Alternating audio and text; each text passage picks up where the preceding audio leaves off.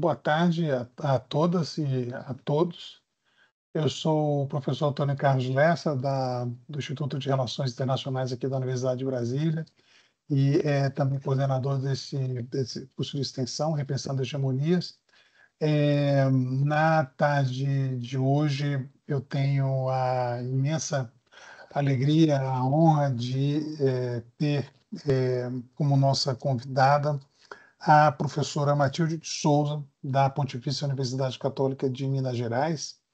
A professora Matilde, entre vários atributos, tem um que é espetacular, que é o fato de ser uma professora fantástica, pesquisadora genial e incansável, né? E a sua generosidade, né? Inclusive de participar desse nosso programa.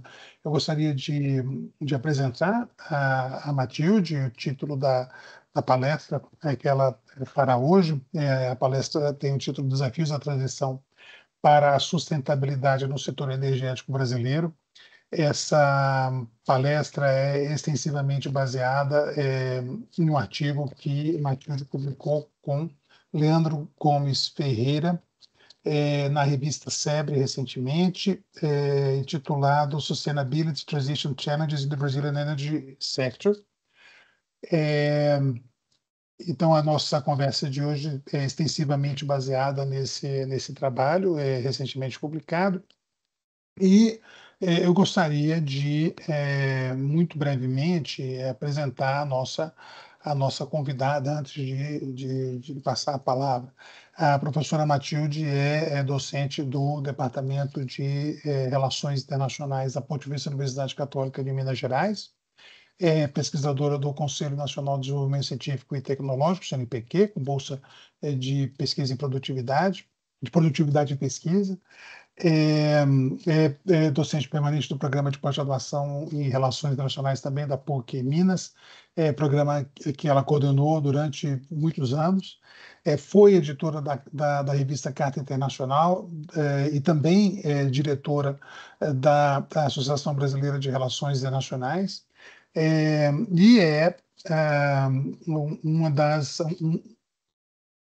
pesquisadoras que fazem parte do time brasileiro no Earth System Governance Project, que para nós, a Academia Brasileira de Relações Internacionais, também uma enorme distinção. Então, acho que para encerrar essa brevíssima apresentação, Matilde aprofunda a pesquisa sobre águas transfronteiriças e temas da sua grande agenda de investigação ao longo desse ano 2024, 2025, com a realização de um estágio de estudos pós-doutorais aqui na Universidade de Brasília, junto aqui ao nosso Centro de Estudos Globais. Nós temos a honra de tê-la aqui na nossa equipe por esse ano, né?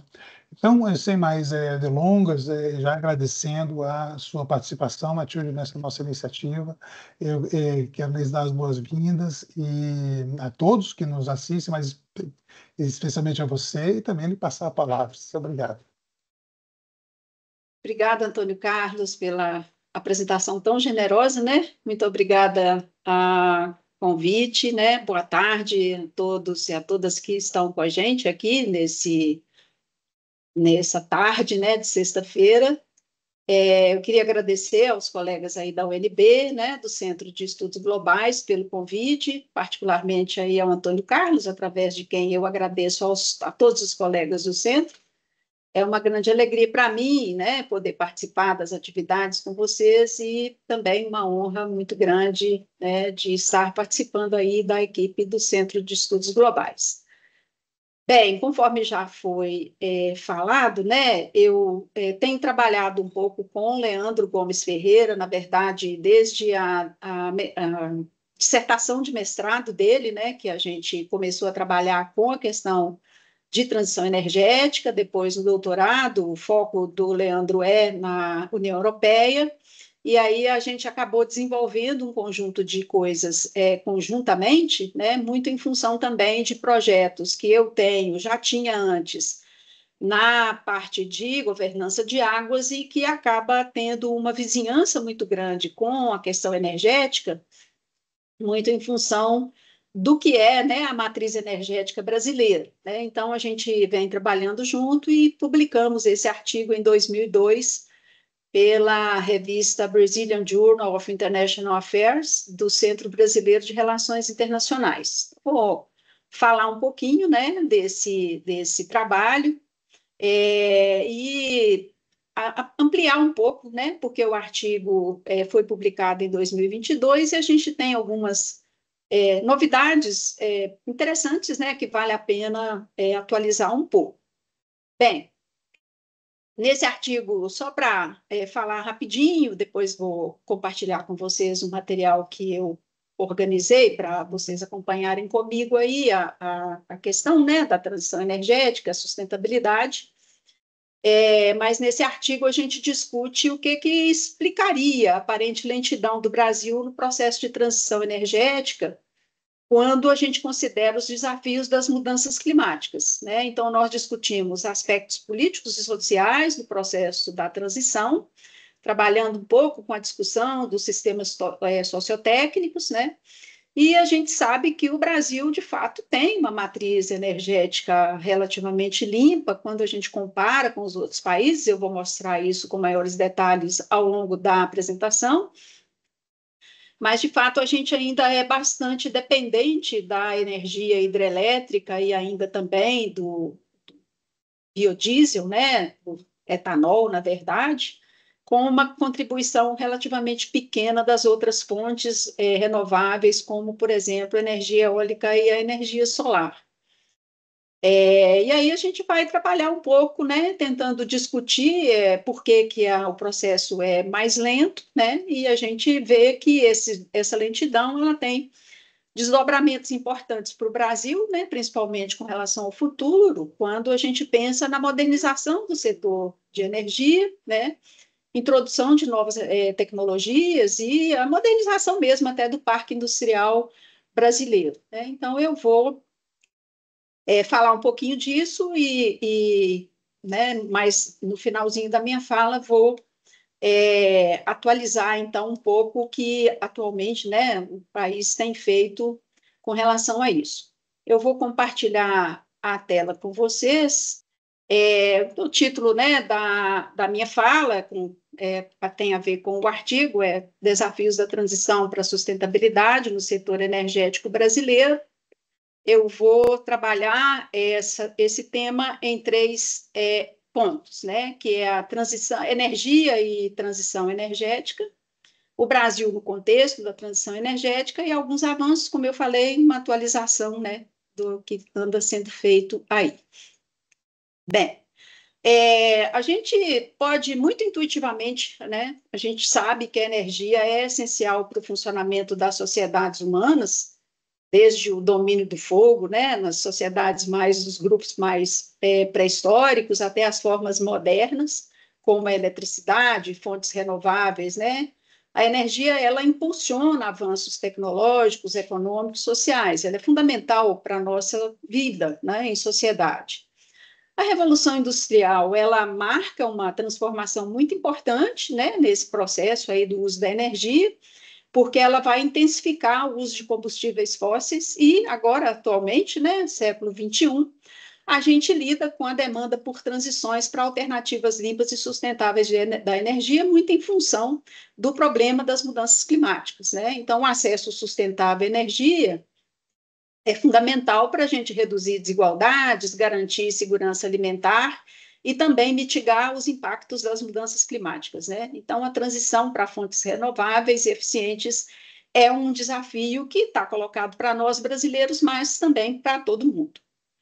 Bom, desde a Revolução Industrial, né, que a trajetória da energia tem sido marcada por profundas transformações, o uso intensivo do carvão e depois do petróleo e do gás natural que vai impulsionar também muitos avanços tecnológicos, a urbanização e a industrialização, mas isso acabou também trazendo muitos desafios e problemas, como o próprio aquecimento global, né? A contribuição desse tipo de fonte energética para o aquecimento global. Um pouco antes da Revolução Industrial, a gente vai ter alguns avanços no conhecimento sobre a eletricidade, e o desenvolvimento da energia elétrica é que permitiu diversificar as fontes. Então, no século XX, essa energia elétrica, né? Ela é derivada de fontes fósseis, fonte hídrica, ela foi muito essencial, né, para o progresso econômico e social das sociedades humanas, e atualmente o foco global, né, acaba recaindo aí na transição para fontes renováveis, na busca de promoção de melhores condições de sustentabilidade, redução de emissões e segurança energética frente aos desafios tanto ambientais como também geopolíticos. Bem, as mudanças climáticas, elas são, de fato, uma questão relacionada à energia, né, em razão de como a energia é produzida e consumida, né? Então, um problema é a emissão de gases de efeito estufa proveniente da queima de combustíveis fósseis para a geração de energia, né? Então, esse setor, o setor energético, ele é um dos maiores emissores, né, de gases de efeito estufa, ele é responsável por cerca de 60% do total das emissões globais. E por causa disso, né, as economias em geral ainda são muito dependentes de fontes fósseis para o suprimento de energia e então, as transições para fontes limpas e renováveis é uma transição muito fundamental, exatamente para contribuir aí com a mitigação do problema climático. Bom, nesse sentido, então, né, a transição ela é essencial para a gente poder enfrentar dois desafios globais, que é a descarbonização da economia para mitigar as mudanças climáticas e atender a uma demanda cada vez maior por energia limpa e renovável. Essa demanda ela aumenta tanto por causa do aumento populacional, mas também porque na nossa vida de hoje, né, na nossa vida cotidiana, a gente usa energia elétrica para praticamente tudo, né? Então, a descarbonização da economia é um passo importante para reduzir as emissões, né, do setor. Além disso, é fundamental diminuir a dependência das fontes fósseis, né? E a transição, então, ela vai contribuir nesse sentido, e com isso ela possibilita aumentar a resiliência a crises geopolíticas e econômicas, pode também promover maior independência energética e impulsionar o desenvolvimento tecnológico e econômico. Bom, a transição energética é o processo de transformação da matriz energética global, substituindo fontes fósseis por fontes renováveis e limpas. Principalmente, aí estamos, né, falando da energia solar, da eólica, geotérmica, o hidrogênio verde e outras formas mais de fontes limpas de geração de energia. Mais do que uma troca, né, simples de fontes, essa mudança ela envolve avanços tecnológicos, ela vai promover melhor eficiência energética, a gente pode usar mais aparelhos gastando menos energia, digamos assim, né? Padrões de consumo sustentáveis e políticas públicas que vão incentivar, então, a sustentabilidade. Essa transição ela pretende reduzir a dependência de recursos que são finitos, né? Os recursos não chamados não renováveis. Ainda além disso, né, integrar práticas e tecnologias sustentáveis com o fortalecimento da resiliência das sociedades à mudança climática. Além disso, é importante também acrescentar que a transição energética ela é um passo, né, bastante relevante para a realização do ODS 7, né, principalmente quanto à meta de garantir acesso universal à energia confiável e sustentável a preços acessíveis, é a ideia de segurança energética, né, e também contribui para a implementação de ações para o combate às mudanças climáticas, conforme indica, né, as metas do ODS 13. Bem, na América do Sul, a gente tem uma matriz energética bastante variada. Eu vou mostrar isso um pouquinho depois, tá? Aqui só vou contextualizar um pouco a questão da transição no nosso subcontinente, né? Mas então a América do Sul, na nossa região, né? A gente vai ter aí uma matriz energética bastante variável, com uma significativa contribuição já de fontes renováveis, principalmente a energia hidrelétrica, mas os combustíveis fósseis, como o petróleo, gás natural, ainda têm um papel muito importante, tanto no consumo interno quanto nas exportações de energia que são feitas, né, por países da região. A gente tem algumas particularidades que é importante anotar, né? O Brasil é líder em energia renovável, né, com destaque para a hidrelétrica, como a gente sabe, mas também tem a produção de biocombustíveis, que é bem relevante. A Argentina, com uma dependência ainda muito forte do gás natural e exploração de recursos pouco convencionais, como o gás de xisto, né? E a Venezuela, que ainda é uma economia altamente dependente do petróleo, eles, né, um país que tem grandes reservas, e que enfrenta um desafio importante também, que é exatamente a diversificação da matriz, né? Porque a Venezuela é fortemente focada no petróleo. A gente tem aí alguns desafios para o setor energético da América do Sul que estão relacionados à vulnerabilidade climática, porque a gente tem lidado cada vez com maior frequência com eventos climáticos extremos, como secas prolongadas, né, que vão afetar muito a geração de energia, principalmente a hidrelétrica, mas não só. Se a gente pensa na biomassa, né, a seca prolongada tem impactos na produção também de materiais, né, para poder para produção de bioenergia.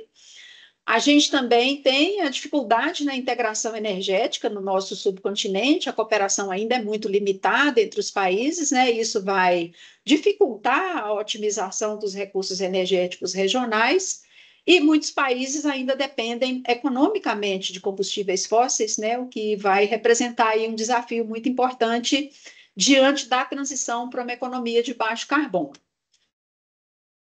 Então, vou agora falar um pouco mais dentro do próprio artigo, não vou ficar muito prisioneira, vou ficar muito presa nele, né? Mas vou abordar algumas questões que a gente trata ali para contextualizar melhor o problema da transição no Brasil. Então, a gente vai ter aí, né, uma sustentabilidade energética como conceito, né? É a capacidade de atender às necessidades energéticas presentes sem comprometer as gerações futuras, né? É, e também visa garantir o equilíbrio entre o desenvolvimento econômico, o desenvolvimento social e a preservação ambiental, como prevê o conceito de desenvolvimento sustentável, né? E ela vai envolver o uso responsável e eficiente dos recursos naturais, com prioridade para fontes limpas e renováveis. Então, como princípios-chave da sustentabilidade energética, a gente vai ter a eficiência energética, que é a utilização otimizada de recursos com redução de desperdícios, a priorização de fontes renováveis e a redução das emissões dos gases de efeito estufa com, né, alterações para melhor a pegada de carbono do setor energético. A gente vai ver daqui a pouquinho, né, que no Brasil a gente tem uma matriz energética que é baseada em uma alta proporção de fontes renováveis quando a gente compara o Brasil a outros países, né?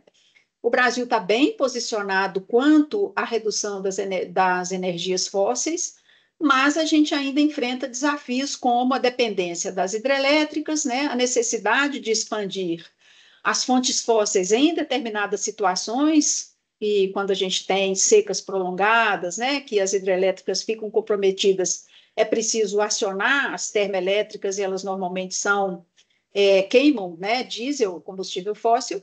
E, além disso, a gente ainda tem os impactos ambientais que vão exigir políticas e investimentos para consolidar um modelo mais sustentável de geração e fornecimento de energia para a população. Então, temos aí a diversificação das fontes renováveis é fundamental para a gente poder ampliar a segurança energética e reduzir também as emissões. Então, temos aí, né, o gráfico que eu falei. Na verdade, a gente vai ter, então, né, o gráfico mais à esquerda da tela. ele vai trazer a China, os Estados Unidos, a União Europeia e a Índia, e o gráfico à direita, os demais países, né, que compõem o grupo do G20. A barra cinza é combustível fóssil.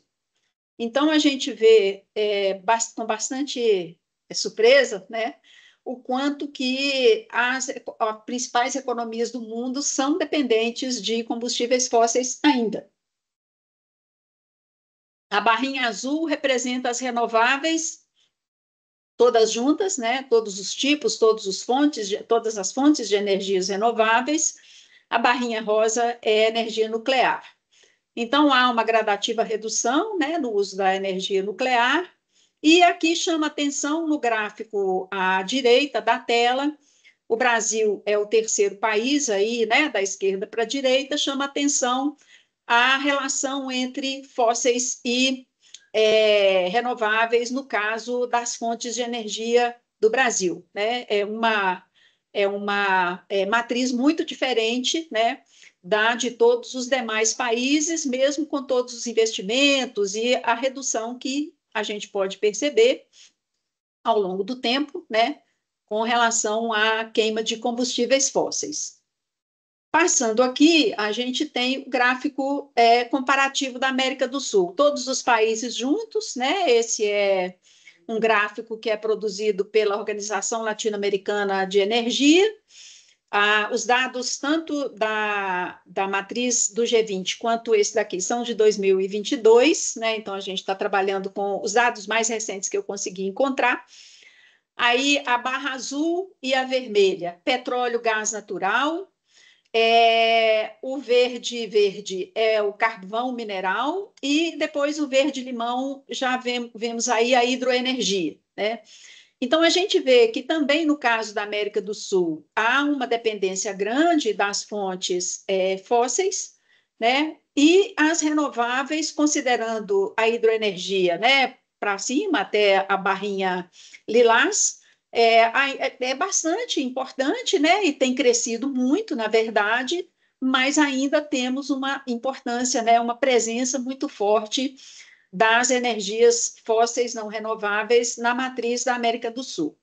Agora, a matriz brasileira, né, é um movimento um pouco parecido com a matriz, né, as fontes de energia da América do Sul, mas a gente vai ter aí uma redução muito grande, né? Se a gente compara o gráfico inteiro, a gente vai ter uma importância das renováveis cada vez maior, né? Considerando aí desde a hidroenergia, né, na nossa barrinha verde-limão, para cima, a energia solar, ela vai aparecer aí por volta de 2016, mais ou menos. É uma barrinha muito pequena entre o gás natural e o carvão mineral, tá? A gente quase não vê. A energia solar ainda é muito pouco explorada, a energia eólica é a barrinha amarela, então a gente pode ver que ela tem crescido no Brasil, mas ainda é pouco, né? A contribuição dela ainda é pequena. O vermelho lá em cima é a energia nuclear e o lilás é o etanol. Tá? Então a gente vai ter aí uma matriz que já é diversificada, né, na verdade, mas com uma concentração em alguns tipos de energia renováveis. Aqui a gente tem a nossa matriz, que é, né, o que importa aí é a pizza do meio, né, o gráfico que está no meio do quadro, em que a gente vai ter na matriz energética, que é uma forma de planejamento da energia, da produção e oferta, né, suprimento de energia, nós vamos ter aí 52% em fontes não renováveis, considerando os fósseis mais a nuclear, e 47,4% em fontes renováveis. No artigo, eu fiz questão de checar, a gente tem um gráfico similar da mesma fonte, que é um pouquinho diferente, né? Naquele gráfico publicado no artigo, que é um pouquinho anterior a esse, a gente tem uma presença maior das renováveis. Qual que é o problema, né? Secas, muito prolongadas e tudo mais, há uma variação nas fontes de energia, no suprimento das fontes, né, que são produzidas a energia para suprimento da gente como consumidor, né? E essa variação ela tá muito relacionada aí a questões climáticas também. Tá? É uma variação pequena, na verdade, eu acho que é um ponto percentual, não chega nem a ser 1,5 ponto, mas isso por uma matriz energética de 303 megatoneladas é muita coisa, né? Não é pouca coisa, não. Bem, então, passando aí, né, a gente vai trabalhar aí, então, com um dos principais entraves, né, com relação à transição energética no Brasil, a gente identificou, né, no artigo, nos estudos que nós fizemos, é a falta de continuidade nas políticas públicas voltadas para a transição. Então, as mudanças de governo são normais das democracias, né? Acontece mudanças de governo e tudo mais, mas às vezes há também mudanças importantes nas prioridades, e isso acaba gerando descontinuidade, né, dos programas que são voltados para as energias renováveis. A gente tem um setor energético, no caso da hidroenergia, é um setor bastante antigo, né, tradicional, com uma importância até política muito grande também, né? Então, isso também gera uma influência na própria definição do que são as prioridades no campo energético. Mas a gente vai ter, então, né, essa descontinuidade de programas que são voltados para as energias renováveis, e isso acaba prejudicando um pouco o planejamento de longo prazo. Além disso, a ausência de um marco regulatório claro, mais estável para as energias renováveis, isso acaba gerando muitas incertezas com relação, né, aos investimentos e dificulta, então, a expansão de tecnologias sustentáveis. Temos ainda um problema relacionado a investimentos, né, com incentivos financeiros e subsídios voltados para energias limpas, que ainda são insuficientes, né? Isso dificulta a competitividade de fontes renováveis em comparação com os combustíveis fósseis. Então, essa situação ela acaba sendo agravada, né, pelo foco maior das políticas em geral no petróleo e no gás natural, em detrimento de soluções mais sustentáveis. Então, a gente tem aí ainda, né, para finalizar essa parte, né, dos desafios mais gerais políticos, a gente tem o problema da governança energética no Brasil, que vai ser marcado por uma fragmentação, em algum grau, sobreposição de competências entre órgãos e entidades governamentais, e essa situação acaba dificultando, né, a implementação de políticas unificadas e eficientes. Então, a gente ainda vai ter, né, um problema de coordenação entre os níveis federal, estadual e municipal, e isso acaba resultando em esforços que são descentralizados e, muitas vezes, pouco alinhados. Temos ainda desafios que são mais de natureza mais estrutural, né? O setor energético brasileiro, ele enfrenta um desafio de modernizar a sua infraestrutura, que em muitos casos se encontra obsoleta, né? Há uma dependência de hidrelétricas, como eu já falei, né? Utiliza essas companhias hidrelétricas, em geral, utilizam tecnologias que são mais antigas, né?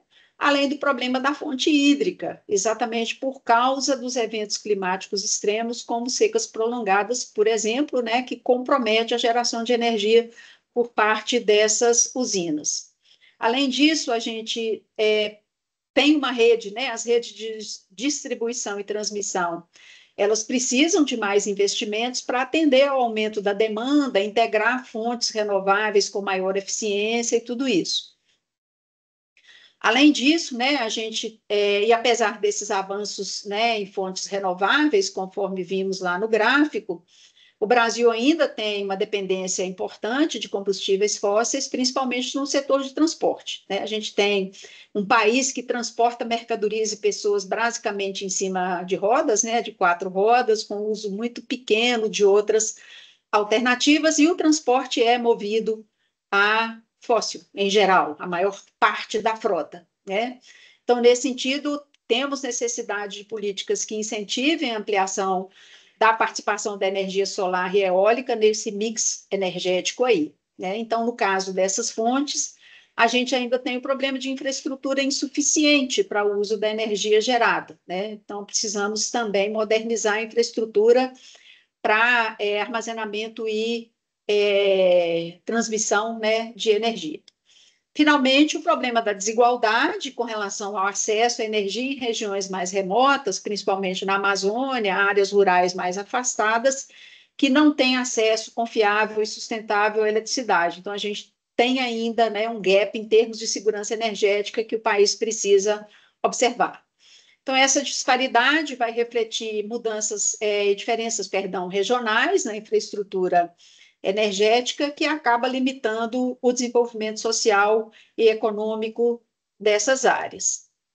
Uma breve síntese aí, né, da gente, que como nós trabalhamos no artigo, eu não entro muitos detalhes com relação à discussão que a gente faz lá, até porque não dá tempo. O artigo também vocês podem ler depois, quem não leu ainda, né? A pergunta que orientou, né, o trabalho o que explica, então, a lentidão, né, brasileira na criação desse arranjo sociotécnico de transição energética, e a gente trabalhou com 3 hipóteses. A primeira sugere que a falta de metas claras para energias renováveis nas políticas públicas, né? A gente argumenta que o Brasil possui políticas para o setor energético, mas a falta de objetivos claros e ambiciosos para a transição energética e a dependência de hidrelétricas e também dos combustíveis fósseis vai limitar avanços nessa área, né? A segunda hipótese sugere que a matriz energética, o fato de ela ser uma matriz já limpa, ela é também uma dificuldade a mais, né, para investimentos maiores em outras energias renováveis, né, além das que já temos. E nós argumentamos que a matriz energética brasileira, com grande participação de hidrelétricas e também, né, do etanol, ela pode desestimular investimentos em outras fontes renováveis.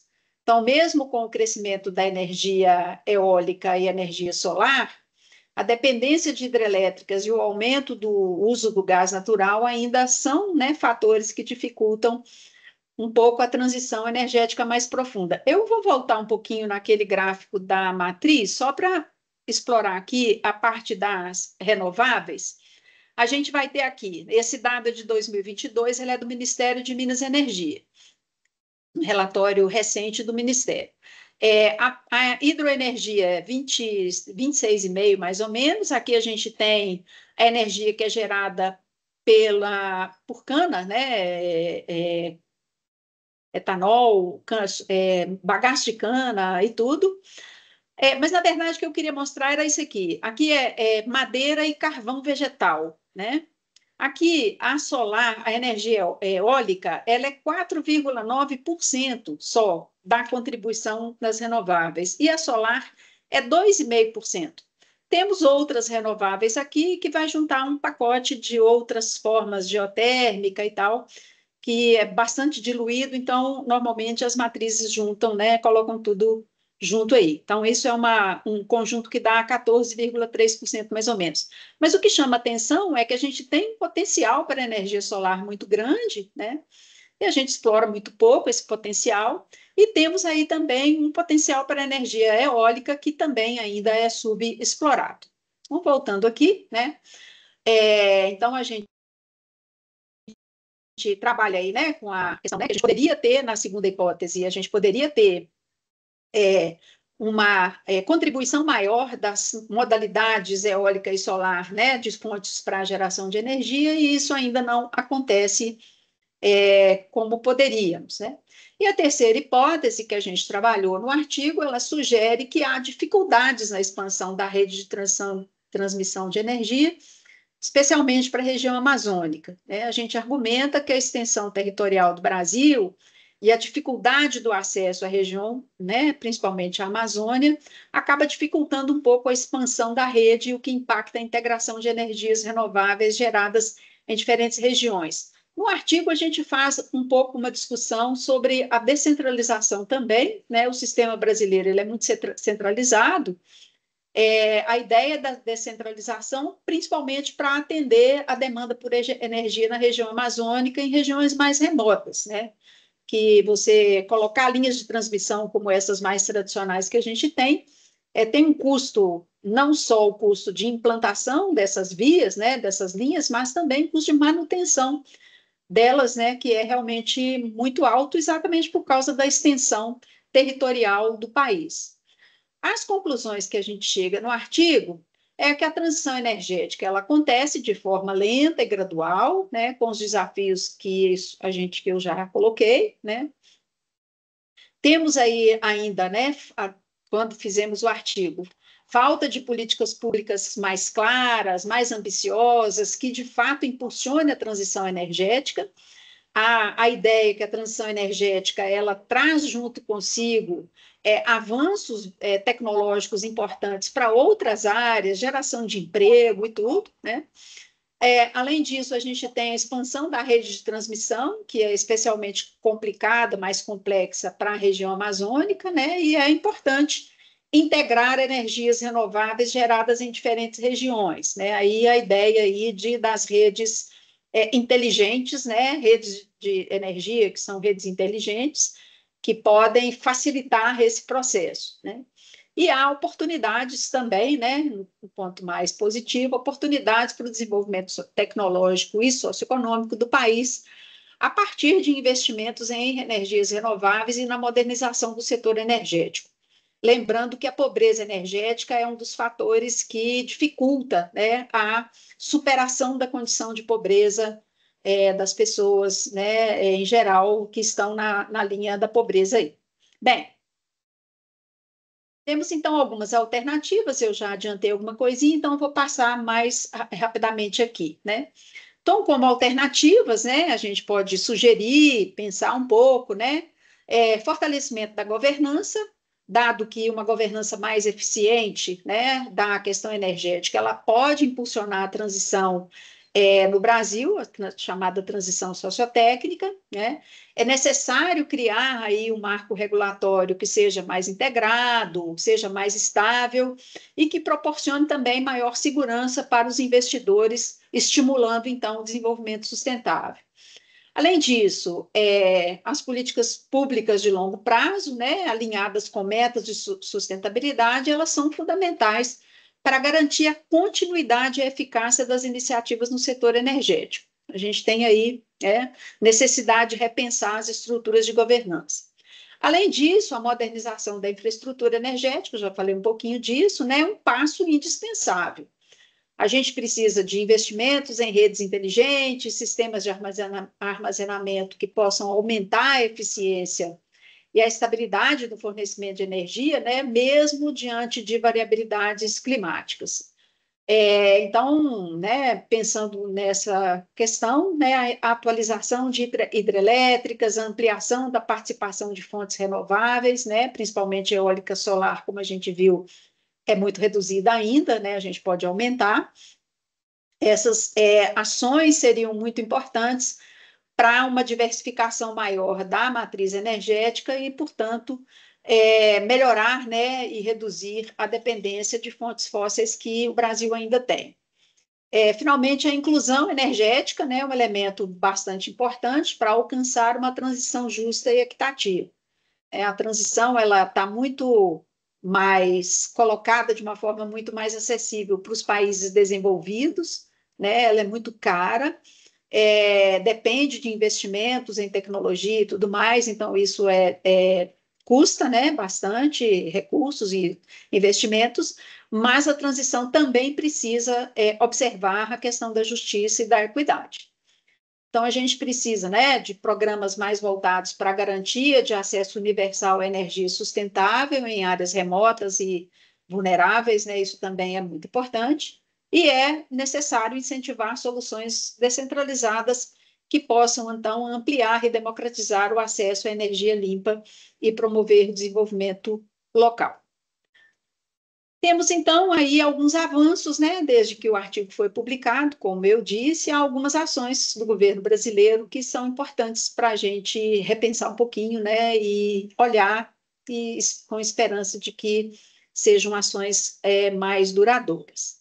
Então, a gente tem aí uma política nacional para a transição energética, né, é um quadrinho que está aí, né, na tela. Eu vou falar um pouquinho dessas coisas, não vou me aprofundar muito, né, enfim, né, na parte mais legal do negócio, né, Mas, primeiro, a gente precisa saber que, né, ter uma ideia melhor sobre a implementação de uma política nacional de transição energética, né? Então, aqui esse quadro mostra um pouco os antecedentes dela. Na verdade, a gente tem uma política energética que foi instituída em 97 pela Lei 9.478. Essa política ela aborda atividades relacionadas ao monopólio do petróleo, mas ela já traz alguns avanços, né? Porque ela institui o Conselho Nacional de Política Energética e cria a Agência Nacional do Petróleo, a ANP, né?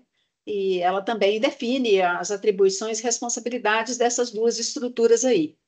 O objetivo dessa política é promover o desenvolvimento econômico, assegurar o abastecimento energético, proteger o meio ambiente e incentivar a utilização de fontes alternativas de energia. Então, isso já estava lá.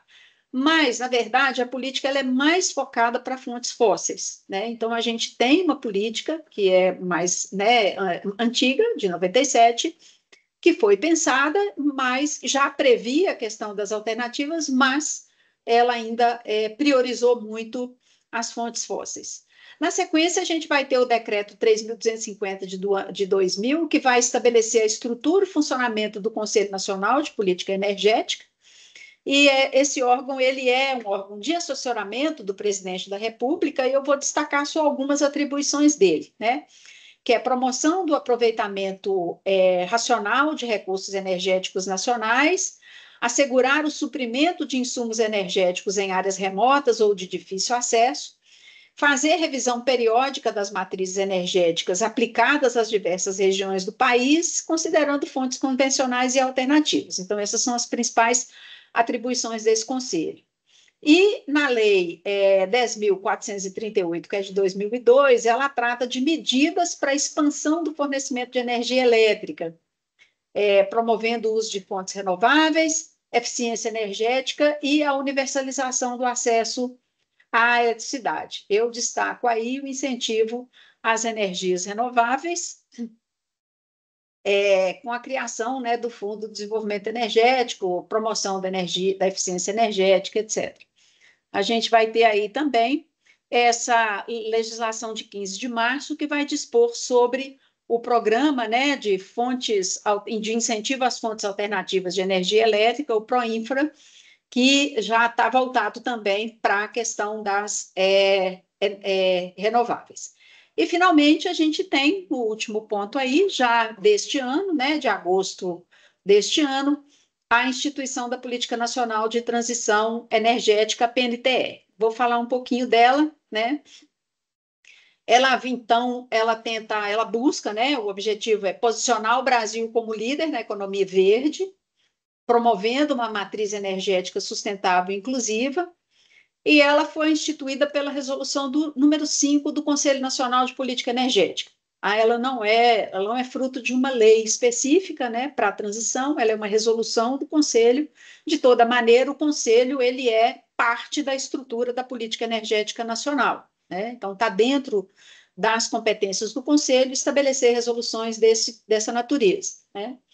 Então, ela pretende, né, essa política, incentivar as energias renováveis, aí ela vai citar particularmente eólica, solar, hídrica, biomassa e hidrogênio verde, né, reduzir desigualdades no acesso à energia e fomentar a reindustrialização sustentável. A implementação da política de transição energética é feita pelo Plano Nacional de Transição Energética, chama PLANT, né, que é a abreviatura do Plano Nacional. Esse plano, ele organiza as ações de longo prazo, né? E também participa da implementação o Fórum Nacional de Transição Energética, que é o FONT, né? Que é um espaço para diálogo entre o governo e a sociedade, o setor produtivo. Então, o Conselho Nacional de Política Energética, ele monitora os resultados, né? Vai monitorar os resultados da implementação dessa política, enquanto a Secretaria Nacional de Transição Energética e Planejamento coordena e integra as ações. Então, é interessante a ideia de integrar e coordenar as ações, né? É bem importante isso, exatamente porque uma das coisas que a gente falou é que havia uma dificuldade na coordenação entre os vários níveis de governo, as várias iniciativas etc., né? Então, alguns elementos que a gente apontou, né, nas lacunas lá, desafios, eles estão sendo aí tratados, e isso é um avanço importante. Temos, então, os objetivos do PLANT, né, que vão incluir consolidar ações do governo federal para a transição energética, avaliando custos e benefícios, alinhar metas com o Plano Nacional sobre Mudança do Clima, o que é importante, né, porque tem um Plano Nacional de Mudança do Clima com um Plano Nacional de Transição Energética, isso precisa conversar, né? Atrair investimentos nacionais e estrangeiros para o desenvolvimento tecnológico, também, como falamos, há problemas com relação a recursos para investimento, subsidiar articulações com estados e outras políticas públicas, fornecer insumos técnicos, né, ao FUNT. Então, o PLANT, né, que é esse plano, ele vai adotar uma abordagem setorial, vai cobrir ações específicas para a indústria, que é importante, transportes, petróleo e gás, setor elétrico e mineração.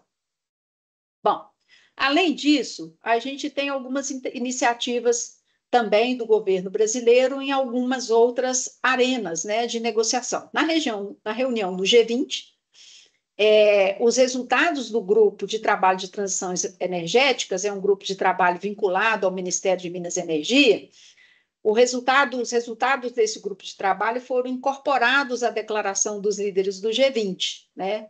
E esses resultados vão incluir compromissos para triplicar a capacidade global de energias renováveis e dobrar a taxa de melhoria de eficiência energética até 2030. Então, é preciso aumentar a eficiência energética, reduzir desperdício e tudo isso, perda de energia, né, tal. Então, vai enfatizar também a necessidade de uma transição energética justa e inclusiva, com foco no combate à pobreza energética e no acesso universal a tecnologias limpas até 2030. Então, o documento ele vai destacar também a importância da mobilização de recursos financeiros para apoiar países em desenvolvimento nessa transição. Então, aí, essa questão do G20. Na COP29, realizada aí no Azerbaijão, né, Baku, Azerbaijão, o governo federal, também através do Ministério de Minas e Energia, lançou, no dia 15 de novembro, o Pacto Energético da ONU para uma transição justa e inclusiva. Esse documento ele foi aprovado também durante a reunião de ministros de energia no contexto do G20, né? E eu destaco aqui alguns objetivos, que é aumentar a segurança energética, acelerar as transições energéticas limpas, sustentáveis, justas, acessíveis e inclusivas. O pacto vai enfatizar a importância do diálogo social e da participação de partes interessadas no planejamento e implementação de políticas e projetos de transição energética. Então, ampliar um pouco mais para além dos governos, né, a dinâmica de implementação das políticas para a transição.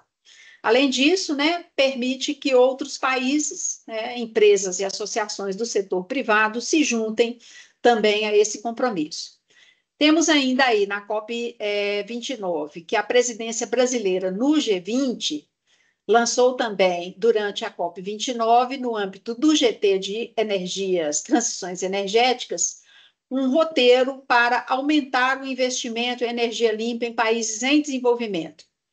E aí eu destaco a necessidade, dentro desse documento, né, a necessidade de aumentar em mais de 6 vezes os investimentos em energia limpa até 2035 para se alinhar às metas globais, né, climáticas globais, e reconhecimento, né, de que o financiamento público ele é insuficiente para suprir essa lacuna, propondo estratégias para atrair capital privado e mobilizar financiamento internacional para isso, né? No âmbito da COP30, agora é preparação, né, do governo brasileiro para a COP, que será realizada em Belém no final do ano que vem, a gente vai ter aí, então, algumas coisas, que em janeiro desse ano, o ministro de Minas e Energia, ele assinou o plano de trabalho para a aceleração da transição energética no Brasil. Esse plano de trabalho foi assinado com a Agência Internacional de Energia e ele visa fortalecer o apoio à presidência brasileira da COP30 e também acelerar a transição energética no Brasil. Então, o plano ele pretende fortalecer aí a cooperação bilateral, e as áreas principais dessa cooperação deveriam incluir eficiência energética, descarbonização do setor de transportes, que é importante, né? Além de capacitação e formação de recursos humanos. Além disso, em abril, o Ministério de Minas e Energia também defendeu a regulamentação do artigo 6 do Acordo de Paris, que é o artigo que vai tratar do mercado de carbono, né? A regulamentação desse artigo é fundamental para a regulação do mercado de carbono, mercado de crédito de carbono, e isso pode prover financiamento para a transição energética do Brasil e de outros países em desenvolvimento também. Então, é muito importante avançar na agenda, né, da negociação do Acordo de Paris com relação à regulamentação deste artigo 6. Finalmente, em agosto deste ano, né, conforme eu falei, a gente teve o lançamento do Plano Nacional de Transição Energética pelo Ministério de Minas e Energia, né, que vai destacar, então, também o papel, né, do Ministério no Plano Clima Participativo, que é uma iniciativa voltada aí, né, para a preparação da COP, que visa também construir uma política climática até 2035, com debates nacionais sobre desafios climáticos e soluções energéticas limpas e renováveis. Então, aqui a política de transição energética, ela está enfatizada aí, né, como um instrumento para uma matriz energética melhor, né, mais limpa, mas também com maior contribuição das energias limpas. Bom, eu não vou me alongar mais, né, acho que eu já passei até um pouquinho do meu tempo, né? Quero agradecer a todo mundo, né? E eu espero, como última fala aqui, sinceramente, que a transição energética no Brasil esteja de fato avançando, né? E que os esforços que a gente observa não sejam só ações de ocasião, né? Porque é uma necessidade ambiental, né? A transição, mais do que uma necessidade ambiental, ela é uma oportunidade, né, de desenvolvimento e modernização tecnológica e também contribui, né, para que o Brasil possa assumir uma posição mais proativa nessa agenda. Muito obrigada. É isso. Obrigado, Matilde. Foi excelente, extraordinário, como sempre. Não esperava que fosse diferente. O tema é fascinante, cada vez mais urgente, né? Estratégico e urgente. Nós estamos colhendo as perguntas, as pessoas que tiverem perguntas a encaminhar a professora Matilde podem postar no chat, nós vamos organizá-lo. Pelo momento, eu recebi aqui uma pergunta e também um tanto eu junto essa pergunta uma provocação pessoal minha, né? Sobre essa avaliação que vocês fazem, que eu acho que realmente consensual sobre o fato de que o Brasil tem uma matriz energética que é relativamente limpa e que a transição energética no nosso caso implicaria mais em mudanças regulatórias do que estratégicas e regulatórias, né? Quais seriam as resistências que existem atualmente no nosso sistema de regulação, de transmissão, de produção de energia, para que nós possamos avançar nessa direção da aquisição de um perfil energético cada vez mais limpo.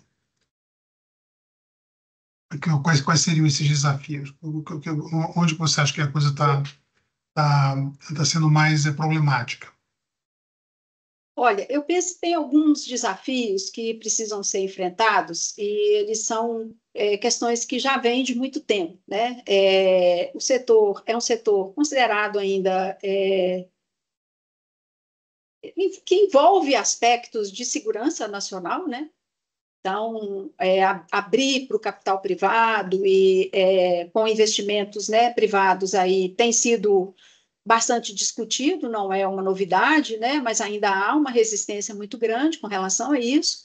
E a gente, né, chegou à conclusão na pesquisa que a gente fez, eu acho que tem o próprio governo brasileiro com as falas mais recentes, né, e os documentos mais recentes, ele mesmo admite que somente o investimento estatal não é suficiente, não há recursos para isso, né? Então, é preciso que haja uma abertura maior para que, se não seja uma privatização, né, eu não estou defendendo isso, pelo menos que tenha uma economia tipo mista, né, com uma intensidade maior de aporte de recursos privados, né? Então, acho que esse é uma questão. A outra, uma das, né? Eu penso que também a gente vai ter algumas resistências por setores que são mais tradicionais, né? Então, a gente tem, quando eu paro para pensar, por exemplo, que a hidrelétrica de Belo Monte, que é que eu tenho notícia, pelo menos, foi a última maior assim construída, né? Aí já bem recentemente, ela fazia parte do conjunto do projeto, né, de ações do governo, ainda nos anos 70, para a expansão da produção hidrelétrica no Brasil, para melhoria, né, exatamente das condições de suprimento de energia e da demanda de energia, né? Já naquela época se sabia que sem condições de provimento de energia adequado, né, sem interrupção, sem os apagões e tudo mais, que o desenvolvimento econômico ficaria bastante comprometido. Então, a gente tem ainda um setor hidrelétrico que tem um planejamento que é antigo, né? Com aí, ainda que você possa pensar que há uma migração, a proposta, né, de migrar para unidades menores, com geração de quantidade menor, né, de energia e tudo mais em unidades menores, o impacto também disso, principalmente na Amazônia, é muito grande, mesmo para pequenas hidrelétricas, né? Quando eu morei em Manaus durante um período, né? O período que eu estive por lá, houve a construção da hidrelétrica de Balbina, que fica alguns quilômetros ao norte de Manaus, cento e alguma coisa quilômetros, já não me lembro exatamente mais, né? O impacto ambiental da hidrelétrica de Balbina foi gigantesco, né? E isso repercutiu muito na cidade e tudo mais, né? Então, construção de hidrelétricas em determinadas áreas, dependendo das condições ambientais, etc., o impacto da construção, muito embora a energia hidrelétrica seja, né, de baixa emissão, na verdade, o impacto da construção de hidrelétrica, o impacto ambiental é relativamente grande. Então, a gente tem isso, né, essa questão.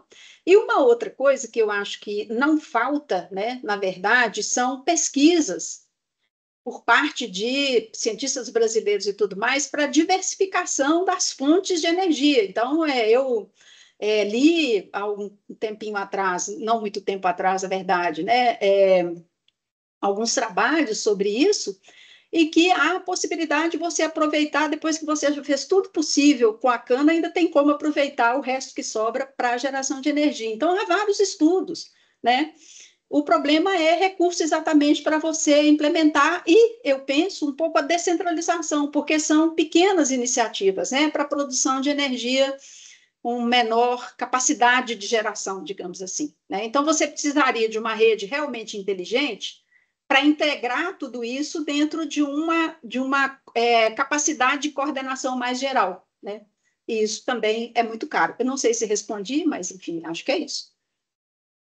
Não, com certeza. Quer dizer, eu acho que o problema crônico que nós temos no Brasil também é a instabilidade regulatória, né? Sim, Que é algo chocante. Eu acho que a desorganização frequente do setor elétrico que causa esse temor do setor privado em avançar os seus investimentos, né? Nós tivemos esse caso crítico, aquela situação crítica que se produziu no governo Rousseff, né, da intervenção pesada no setor de geração e de transmissão de energia elétrica, que acabou desorganizando completamente o setor. Então, eu acho que são casos como esse, quer dizer, ainda que isso não tenha muito a ver com a nossa conversa aqui, mas são exemplos, digamos assim, dessa imprevisibilidade, da instabilidade regulatória, né, que acho que é um problema muito sério, justamente para se inspirar o avanço de investimentos privados, né? Você pode certeza. não gostar da regra, mas não ter regra nenhuma, a regra ficar mudando todo o tempo é muito ruim, né?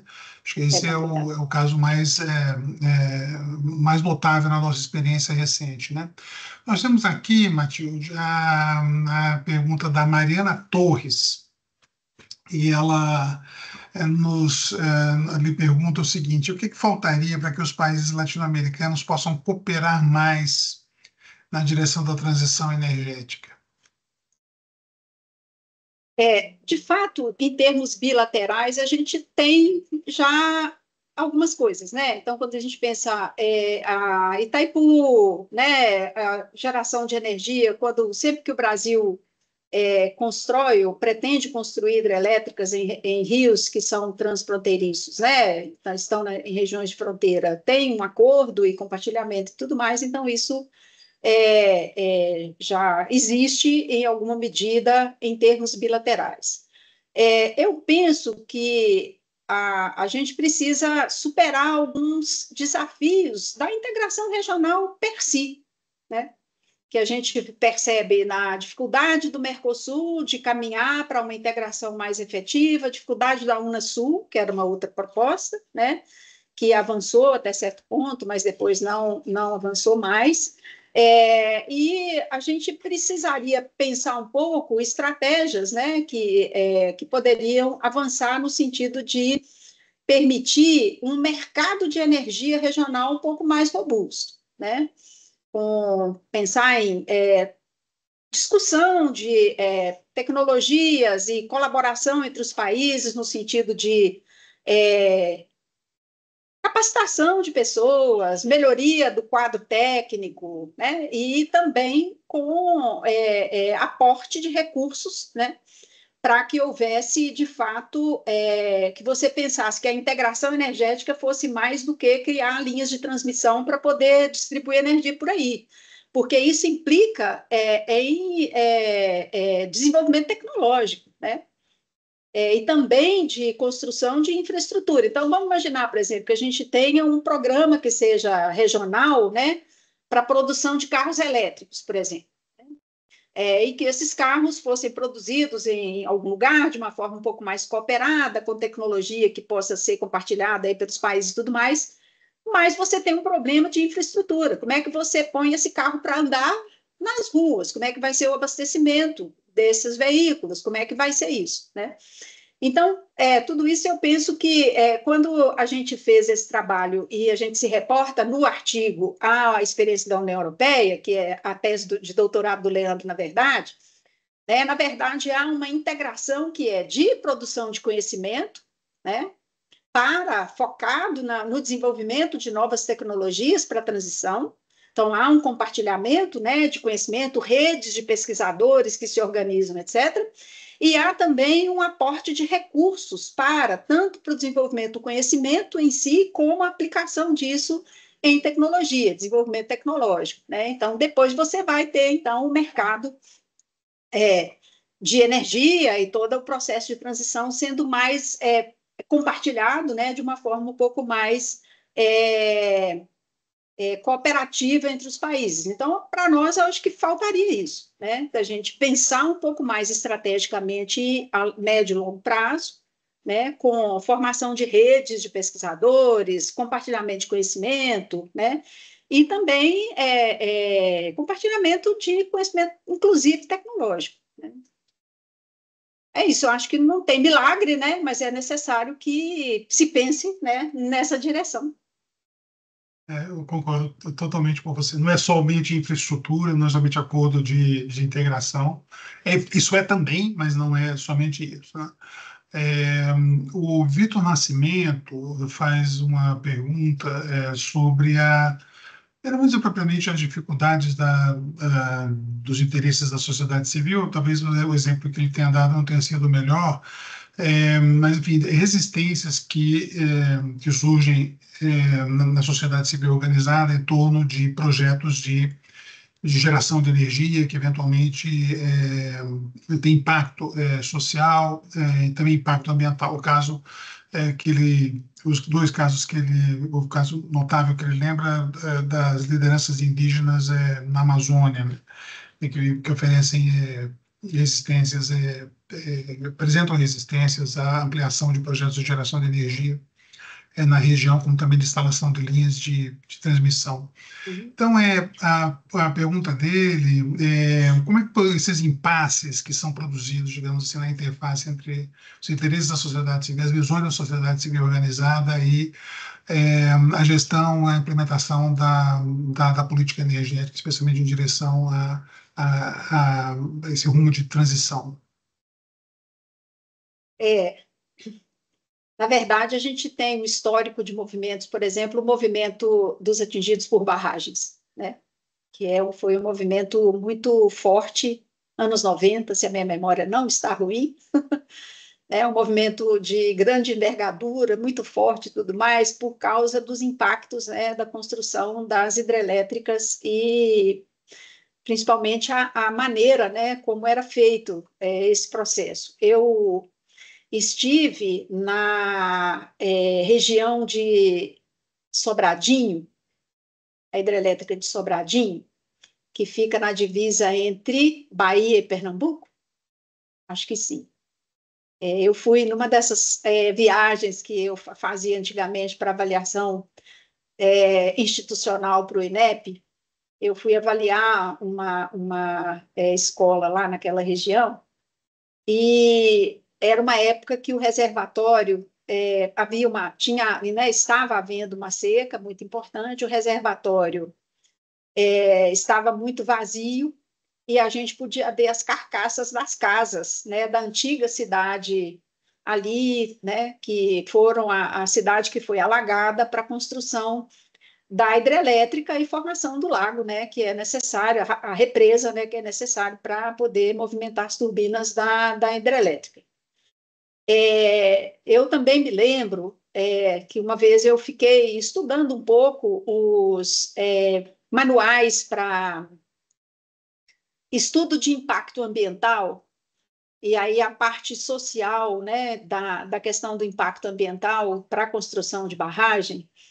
Eu fiquei pensando um pouco, né? Tá, aí você vai ter que trabalhar com a remoção do comércio, a remoção das pessoas, das casas, a remoção das escolas, e na hora que chegou na remoção do cemitério, eu pensei, puxa vida, né?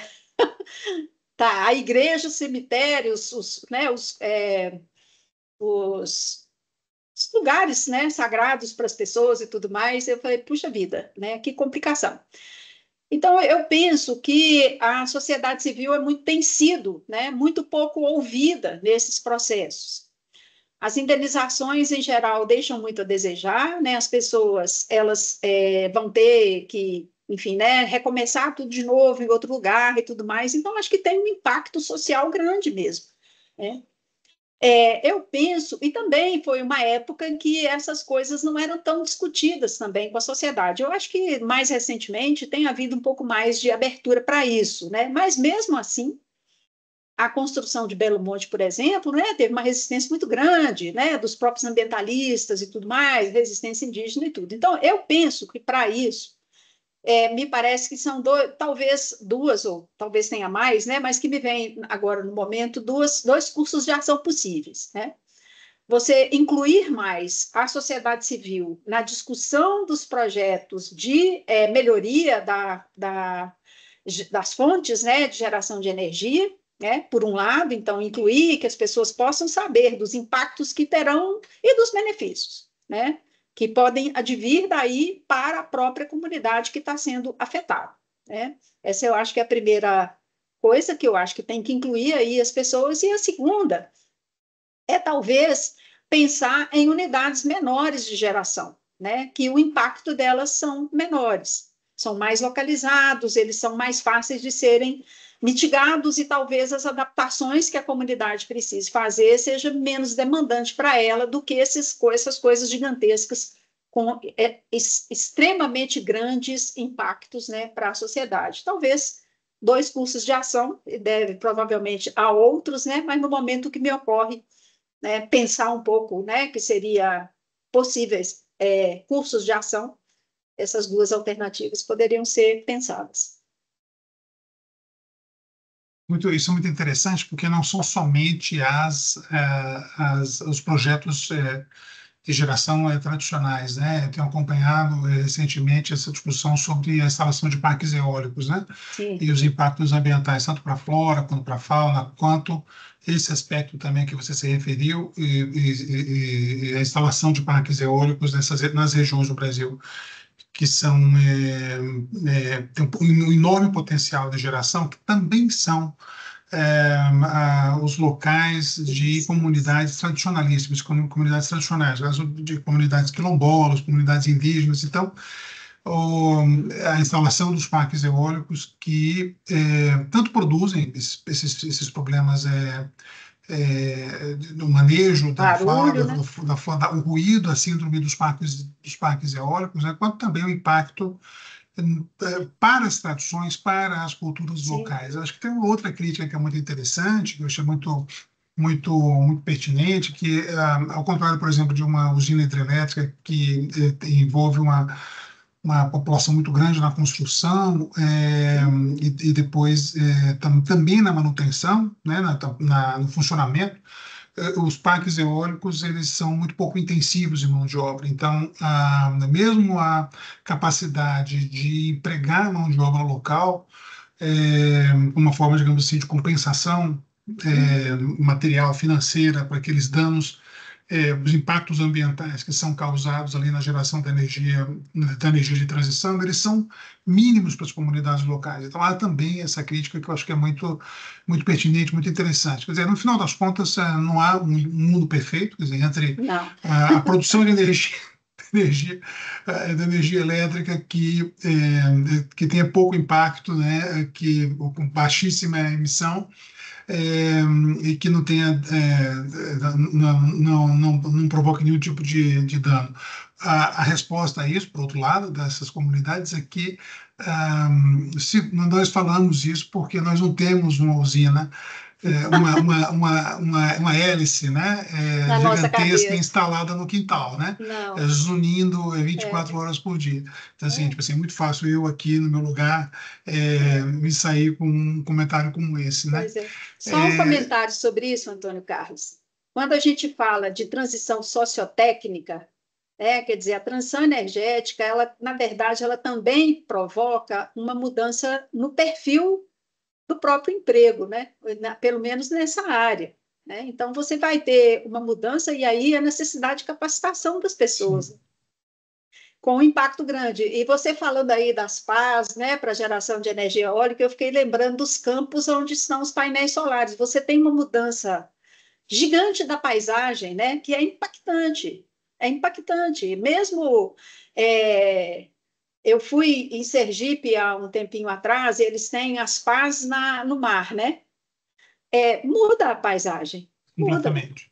Muda completamente. Então, você vai ter esse impacto também. Então, como né, a gente falando que você colocou, não há um mundo perfeito, mas, assim, até lendo um pouco sobre isso mais recentemente, até para poder, né, enfim, me reatualizar com relação a isso, há algumas mudanças na parte da questão né, da energia eólica, algumas mudanças tecnológicas interessantes, né, que eles estão mudando essa forma de pá, né, parece que tem algumas alternativas que não são aquelas coisas, aquelas hélices gigantescas, né, mas ainda isso tudo também ainda está em desenvolvimento, né? São tecnologias que precisam de serem mais aprimoradas, né? E desenvolvidas, mais bem desenvolvidas e tudo mais. Mas é isso. Matilde, para não tomar muito seu tempo, eu tenho aqui uma provocação, é sobre o alinhamento das políticas brasileiras de transição com os ODS, mais especificamente os relacionados à energia limpa, né?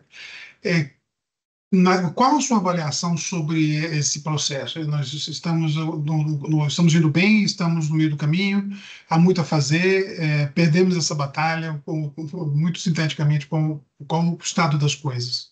Então, no artigo, a gente tem uma tabelinha lá que a gente mostra vou até pegar ela aqui, a gente mostra o desempenho do Brasil no caso do ADS-7 especificamente.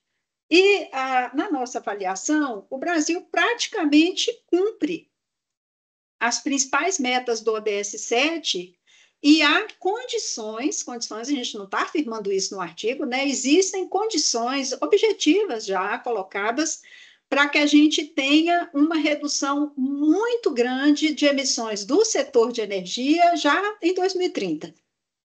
Então, há condições de cumprir aí as principais metas do ODS 7, né? O que eu acho muito positivo.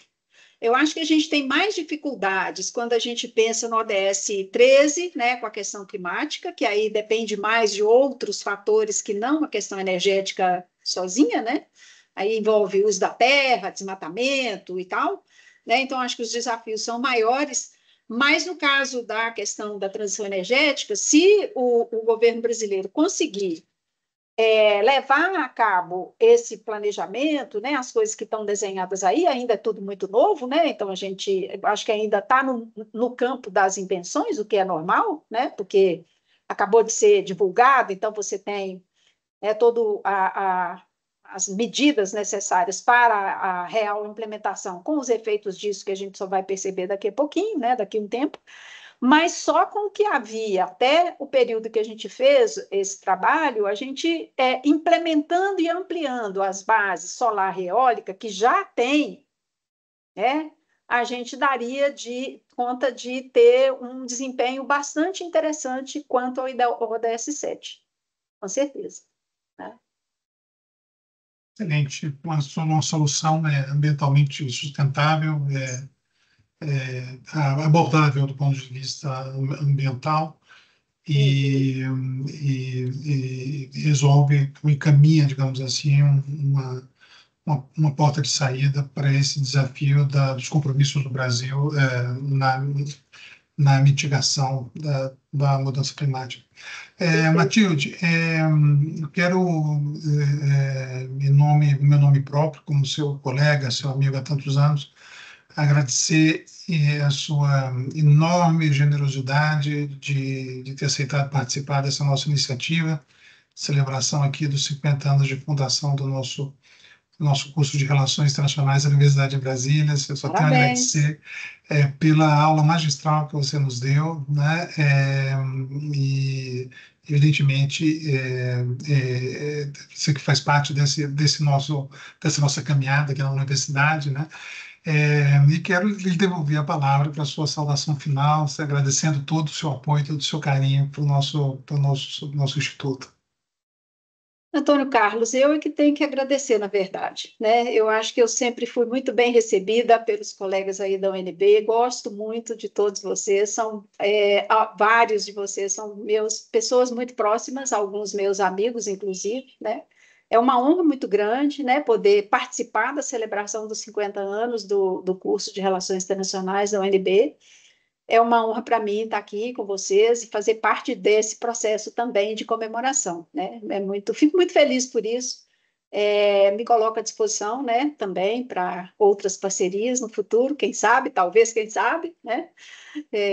Estamos aí, né? É uma agenda que me interessa muito, né? A gente tem trabalhado muito próxima dos alguns outros colegas daí também, Ana Flávia e outras pessoas, né, nessa agenda mais de natureza mais ambiental. Então, é uma honra, uma felicidade muito grande. Eu me sinto muito feliz mesmo, né, por estar aqui e poder compartilhar e participar com vocês.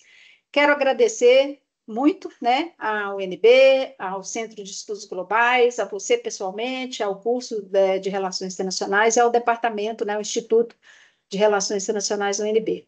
E também as pessoas que acompanharam a palestra, né, todos muito bem-vindos, bem-vindas. Muito obrigada por prestigiar esse momento.